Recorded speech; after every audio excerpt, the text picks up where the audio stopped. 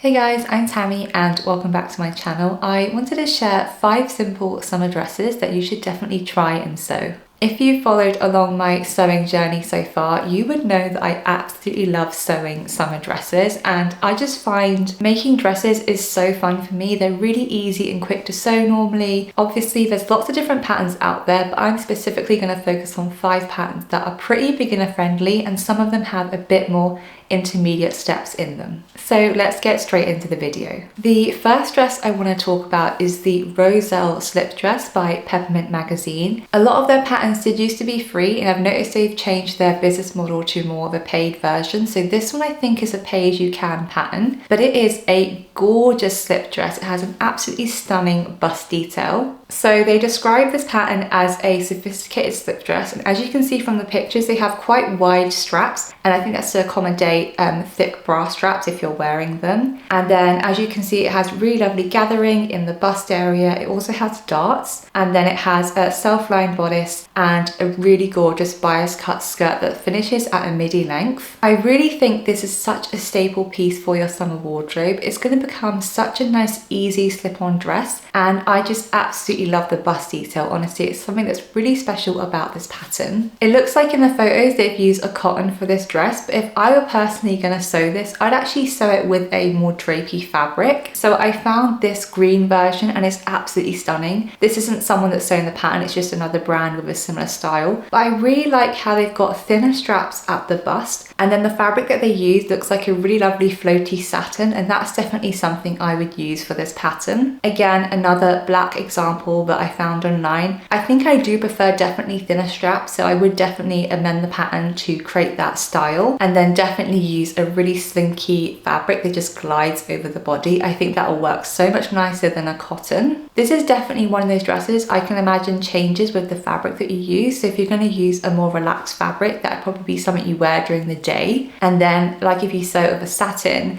that'll make such a nice evening dress. I'm definitely going to try making this, and I'll share my process on Instagram. Let me know if you want a video of me sewing that dress, and I'll post it to YouTube as well. So the next dress I want to talk about is the Rhea Dress, which is one of my own sewing patterns, and I'm actually wearing it today. My aim when making this pattern was to make it super easy and beginner friendly to make, and it's really become such a staple piece in everyone's summer wardrobes, even people's summer holiday wardrobes. So the Rhea Dress has a semi-fitted bodice, and it has a V neckline at the front and then a low scoop neckline at the back. It's a very nice breezy dress to wear. It also has a gathered skirt and then also a gathered ruffle at the bottom. This one has a slip-on style and there's no tricky fastenings. It's just very easy and comfortable to wear. This one that I'm wearing is actually made out of a cotton, and it just glides really nicely over the body. I've seen lots of people make this in different fabric types, but it really works well in cottons, viscose, linens. I've also wanted to try it out of a satin, but I've not done that yet. If you're not a fan of the sort of oversized gathered skirt piece at the waist, you can definitely also sew waist ties on to help cinch you in at the waist, and it just creates such a lovely pattern for summer. The Rhea dress is one of my best-selling patterns, and I can see why, because it really does become such a staple piece in the summer season. Also, depending on what fabric you use, that will play a big part on how the gathering will look at the waist. So if you don't want something that's going to be a bit more poofy, you probably want to go for a fabric like viscose rather than cotton, because viscose will drape over the body, whereas cotton sometimes can give like a bit of a stiffer look. Like with any of these makes that I'm sharing, you kind of want to see what fabric you want to sew it with, because that will make a big difference to the final garment.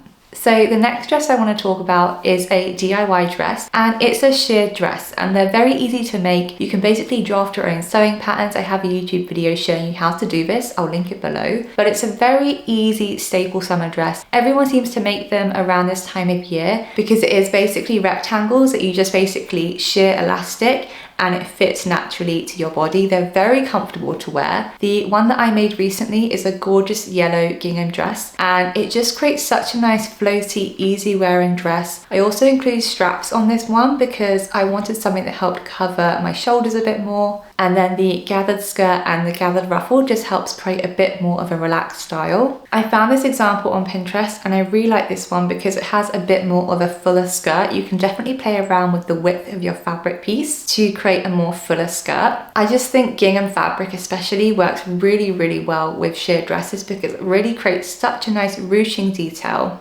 And I've always advised that if you haven't tried shearing before or you do find it difficult, definitely try using a gingham fabric because it already has lines that you can follow for the shearing detail, so it will make it so much easier to make. I also found this example on Pinterest and I absolutely love the orange shade of the fabric. It just works beautifully in this dress. This one doesn't have a gathered ruffle at the bottom, so you could just leave that off and make the skirt longer to compensate. Shirred dresses are honestly super versatile. You don't even have to have straps on them. You can just have them as a tube top style. They work beautifully for summer, especially if you're going on holiday. So I definitely recommend trying them out if you've never sewn one before. The next dress I want to talk about is the Lois Dress by Tessuti Patterns. It's honestly one of my favorite sewing patterns that I actually used when I first started sewing. It has an absolutely gorgeous bodice with a V neckline and a skirt at the bottom that finishes at a midi length. As you can see from the pictures, it has a really nice arm cuff detail and then also that lovely detail on the bust that helps kind of create that really nice V-neck shape. The thing I like about this dress as well is it has a visible side zip at the side seam of the dress, and it just helps you slip it on and off without it being really hard to get on. I've personally made this dress probably 3 or 4 times, and my favorite one is still the first one that I made. It's actually made out of a blue navy floral fabric and it just fits me beautifully. The fabric is really nice and I can't seem to emulate that exact feeling that I have in that dress. I have made it in lots of different other fabrics, but for some reason that one just fits me so